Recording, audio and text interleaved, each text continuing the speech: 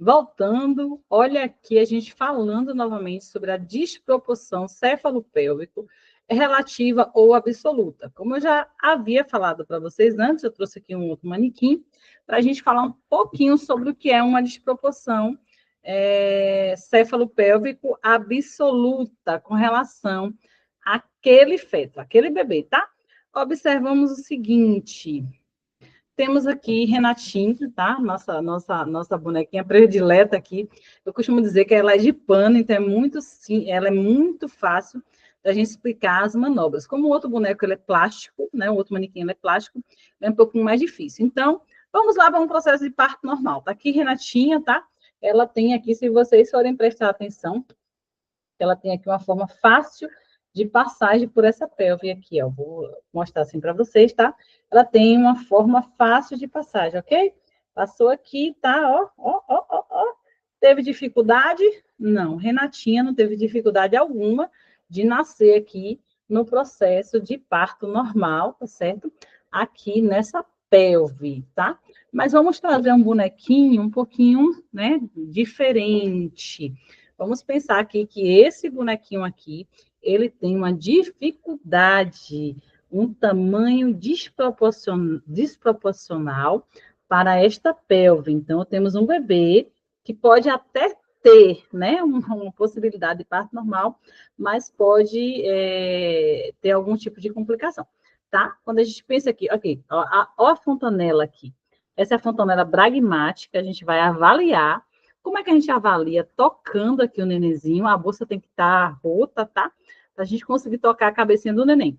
Quando eu observo, por exemplo, que a fontanela pragmática ela está próximo da região pubis, eu digo que é uma OS. O que é uma OS, Pro? É a região hóspita do bebê sacra, desculpa, que é OS, ela está aqui, OS, hóspito sacra. A região hóspita, que é essa região aqui atrás do bebezinho, ó, está aqui na sacra da mãe. É uma posição muito complicada e que dificilmente, se o bebezinho ele for muito grande, tipo esse bebê aqui, que vamos dizer que ele tem 3,2 kg, ele não vai conseguir passar por essa pelve. Por quê? Vejamos, deixa eu colocar aqui desse jeito. Toda vez que o bebê ele tentar nascer aqui dessa forma, ó, ele vai ter uma dificuldade de passar aqui nessa pelve com essa cabecinha aqui olhando para cima da mamãe, ok? Então, uma OS, a região hóspito sacra, o hóspito do bebê está aqui sacra na mãe, tá? Muito difícil, mas pode acontecer um parto normal. Vamos mudar aqui de posição, vou botar aqui o nosso bonequinho aqui em OP, tá? Que é hóspito do bebê, a região hospital do bebê, pubis da mãe. Tá vendo? Que facilitou um pouquinho mais aqui, ó. Consegue, com certa dificuldade, ó, passou, tá? Passou, fez a rotação interna da cabeça, fez o deslocamento de ombro e conseguiu o parto normal, tá? Então, quando a gente pensa nesse manequim aqui, se ele estiver olhando para cima da mãe, a gente tem uma dificuldade. Se ele estiver em OS, se o enfermeiro obstetra observar ou imaginar que esse bebê está em OS, a gente tem que tentar encaminhar para um local onde faz cesariana. Se ele está em OP, né, ele tem possibilidade de ter um parto normal. E sempre avaliando a possibilidade do tamanho desse bebezinho, ok? Vamos para a aula aqui. Compartilhar aqui com vocês novamente a minha janela. Tá? Então, temos que pensar que tem indicação relativa ou absoluta. Se eu tenho um bebê que está em OS, né? E eu percebo que esse bebê não tem condição de passar, temos que, né, desligar as toxinas se estiver rolando ali, comunicar a equipe médica e encaminhar essa mulher para uma cesariana, tá? Então, o que, é que a gente tem que pensar? Como eu disse, o bebê ele tem que estar de bolsa rota e no plano de Deli, como eu falei, ele tem que estar ali na região da espinha isquiática da mulher. Vamos trazer a Renatinha de novo aqui, caso vocês não estejam entendendo, tá, garotas? É só levantar a mão aqui. Oi, tudo bem, Pati? Tá aí? Parabéns aí por estar acompanhando a aula ao vivo, tá? Aqui. Se é o bebê dilatou totalmente. Quando a gente fala de plano de Deli, a parte do zero vai ser aqui na espinha isquiática, tá certo? Aí, qual seria a melhor momento de observar? Seria o neném no zero, tá? Vai ser aqui a cabecinha do neném na espinha, tá vendo? Espinha esquiática direita da mãe, esquerda da mãe, e esse bebê aqui no zero, que é onde a gente vai avaliar, normalmente, se esse bebezinho aqui, ele tem a capacidade de passar nessa pelve. E se você levar aquela dica de entender se tem pelo menos 8 daqui para cá, e pelo menos 8 daqui para cá, passa um bebezinho aí com média de 4,1 kg, né, sem muitos problemas, ok? Voltando aqui, compartilhar novamente nossos slides com vocês. Vamos lá, compartilhar nossa janela. E vamos que vamos. Então, a cabeça tem que estar ali no plano zero, tá? E pensar que a bolsa rota vai nos dar uma possibilidade melhor. E a gente tem que pensar que essa cabeça, ela também pode se moldar. É como eu disse, vai ser ossinho sobre ossinho, né? Moldando assim para passar ali no canal vaginal. É tanto que às vezes o bebezinho que nasce, ele fica com a cabecinha ali com alguns formatos interessantes ali para adaptação na região vaginal, ok? Ah, entendi também essa parte aqui, é bem interessante, da parte de avaliação pélvica. Deixa eu tirar a tela aqui para vocês. Se eu tenho aqui um bebezinho, vou botar a Renatinha aqui, que a Renatinha é um pouquinho menor, tá? A Renatinha é um pouquinho melhor para segurar para vocês. Se eu tenho aqui, avaliando aqui, entre o bebê e a pelve, passa 3 dedos, olha aqui, ó, 3 dedos, folgado, Renatinha tem grande possibilidade de passar aqui, sem maiores problemas por essa pelve. Se eu botar a Renatinha em OS, vamos botar a Renatinha aqui em outra situação, tá? Em outra situação, eu vou avaliar o seguinte, que passou aqui, deixa eu mostrar para vocês, passou somente 2 dedos aqui, ó, só 2 dedos. Ó, Renatinha em OS aqui, ó, compliquei mais um pouquinho, ela olhando para cima na barriguinha da mamãe, ó, como ela está aqui. Eu só tenho espaço de 2 dedos, então eu tenho a possibilidade desse parto ter um pouquinho mais de complicação. E se eu vou pegar aqui, Joãozinho, que foram os nomes que minha filha deu, tá? E boto ele em OS aqui, e analiso o quê? Que aqui entre o espaço de Joãozinho e da pelve, eu só vou ter aqui um dedinho. Tá vendo aqui? Um dedinho. Se eu pensar que esse um dedinho aqui, ó, é quase uma contraindicação absoluta, porque aqui a gente vai ter dificuldade dessa cabeça. Quando essa cabeça ela descansar aqui na pelve, ó, ela vai ter dificuldade, ela vai ficar fazendo a cabecinha de tartaruga. Ela vai vir, voltar, e não vai conseguir ter um parto normal com sucesso, tá? Então, quando você tiver a oportunidade, você é enfermeira obstetra, que tiver a oportunidade de estar atuando, né, com essa mulher ali na parte do toque, tentar avaliar. Aqui eu trouxe para você, aqui caberia 3 dedinhos, aqui cabe 2, e aqui malmente passa 1. Então, esse bebezinho aqui C, ele tem uma contraindicação absoluta de passar por essa pelve, ok? Analisando aqui o que eu acabei de mostrar para vocês, ó. Passou 3 dedos, tem uma grande possibilidade, tá? 2 dedos, vai passar um pouquinho mais apertado, e se eu tiver uma profundidade de um dedo aqui, ó, é melhor que seja indicado uma cesariana para evitar qualquer tipo de intercorrência aí na hora desse neném nascer, no período possível.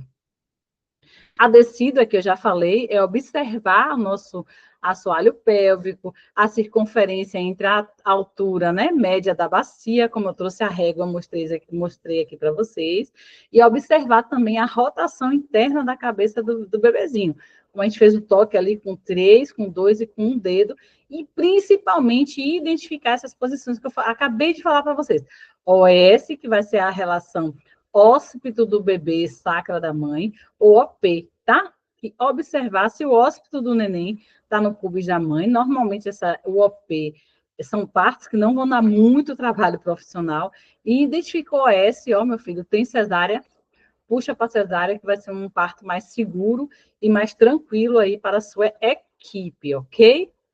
E quando a gente fala desse desprendimento, eu mostrei aqui para vocês no manequim, na pelve, que quando ele está em OP, né, que é o ósculo púbio, ele não tem muita dificuldade, não. Ele vem aqui, ele faz o mergulho na pelve, como dizia o meu amigo Jair, né, e ele faz a insinuação, rotação interna da cabeça, rotação externa, e consegue sair sem maior dificuldade.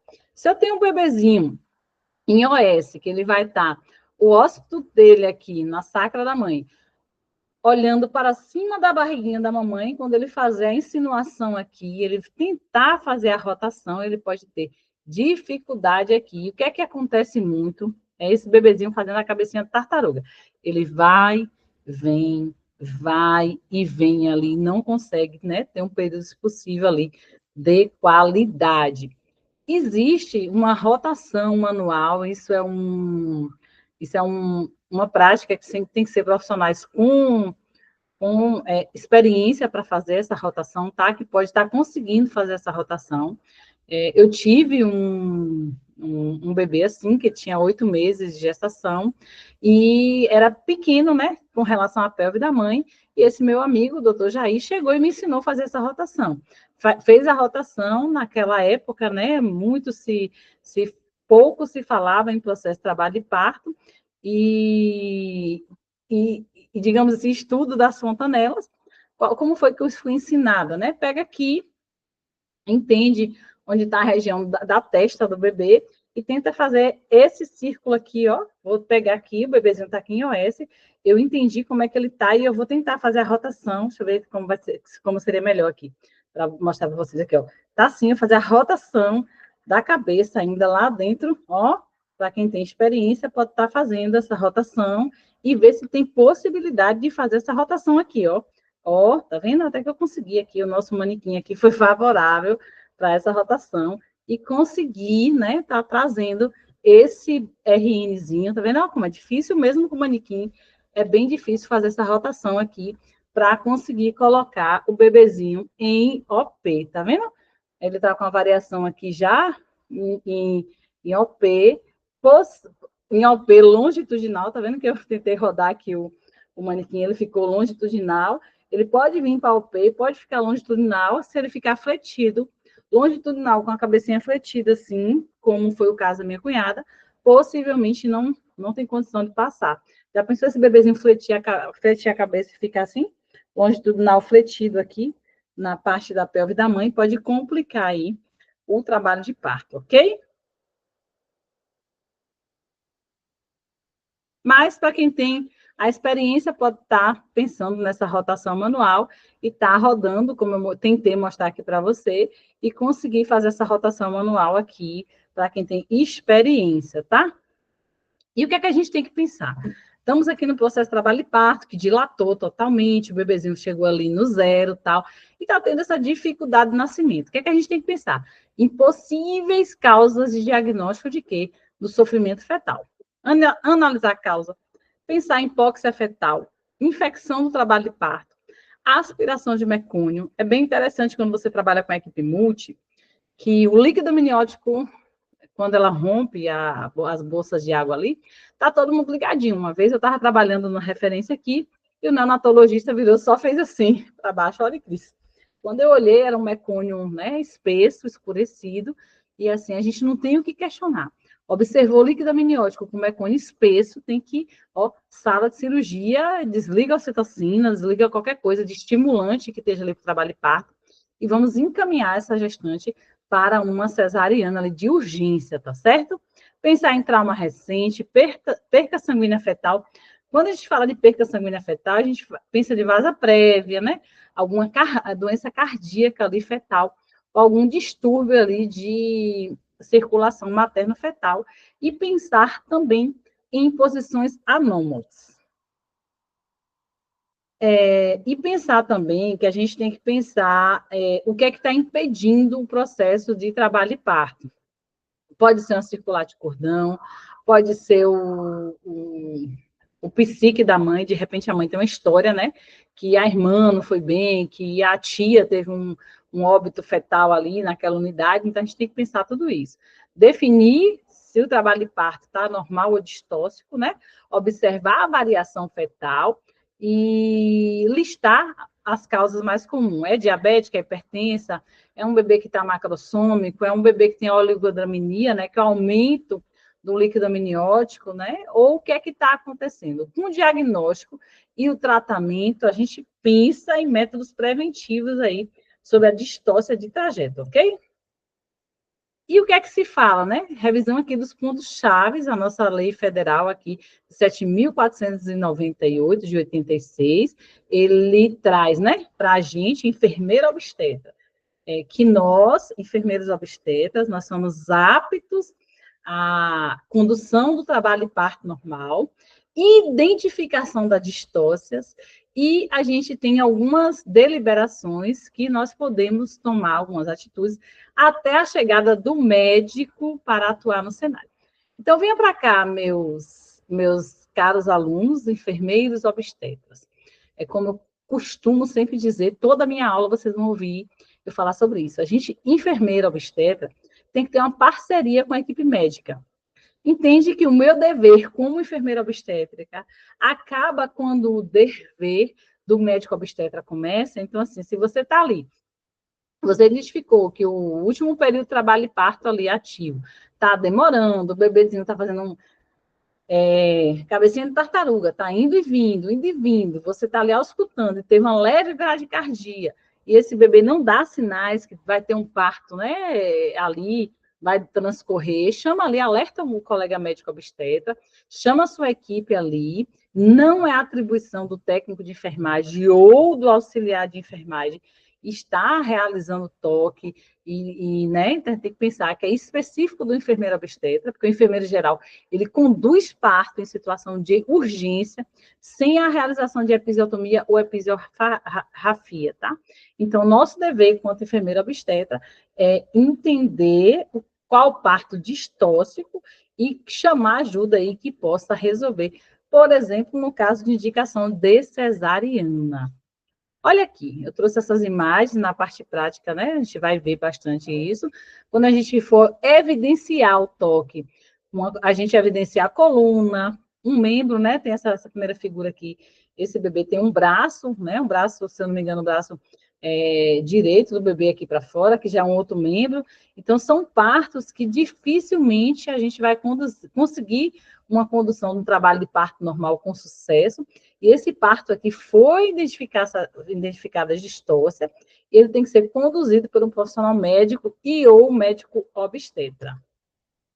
E quando a gente fala de diflexão, né, diflexões de face do bebê, eu costumo sempre, deixa eu mostrar aqui, tirar aqui a tela de novo, trazer Renatinha aqui para você. A mãe de Renatinha está no processo lá de chá de fraldas, né, para você trabalhar de parto. Ela tá aqui de cabecinha aqui certinha para nascer, tá certo? Imagine que aqui é a pelve, e aí fala assim, Renatinha vai nascer, ela faz ela fez uma flexão de primeiro grau. Renatinha vai nascer, que dia ela segundo grau. Renatinha vai nascer e ela se irrita, vamos dizer, diz, eu vou sair daqui um mês. E fica dessa forma. O que quer dizer essa deflexão? Primeiro, segundo grau. Opa, espera aí um minutinho aqui que minha pelve caiu. Aqui, tá? Vamos voltando aqui para você entender um pouquinho. Renatinha tá aqui, certo? Normalzinha para nascer dessa forma, tá? E aí, lembra, Renatinha vai nascer, ela faz Renatinha vai nascer, ela Renatinha vai nascer, ela responde, eu só vou daqui um mês. E a gente tem essa cabecinha fletida aqui. É bem interessante que no meu primeiro parto, que eu identifiquei esse tipo de situação aqui, eu imaginei que era a vagina do bebezinho, porque eu só observei esses lábios aqui do bebê. E aí, quando eu chamei o colega Jair, que ele olhou, ele tocou, eu falei assim, eu acho que é vagina, porque era muito parecido, né? Não dá para entender muito. Quando ele avaliou, que fez uma avaliação melhor da pelve, ele disse assim, ixi, é nariz e boca. Essa bebezinha estava assim, o que foi que o médico fez? Ele fez uma rotação, ele chegou aqui, né? Fez uma rotação, pegou aqui o bebezinho e fez uma rotação, assim, rotação da cabeça. Ele pegou esse queixinho do bebê, fez isso aqui, abaixou o queixo, tá? Baixou o queixo aqui e fez a rotação da cabeça e conseguiu, né, uma posição que seria coerente ao nascimento. E eu me lembro até hoje que ele falou assim, nasceu porque é uma grande multípera e a mãe tem umas cadeiras boas, que eu tive condição. O que é que ele quis dizer? Não é cadeira. A pelve daquela mulher era uma pelve boa e favorável, que ele devolveu esse bebezinho e conseguiu fazer a rotação ali, e esse neném nasceu sem problema nenhum. Então, vamos lá, vamos dar uma pausa aqui, tomar um café, abastecer aí com água e usar o banheiro e voltar aqui para a gente continuar. Vamos lá, que foguete não tem ré, e quem estuda aí, ó, tem conhecimento técnico científico. Conhecimento é poder. Aguardo vocês aí na próxima aula.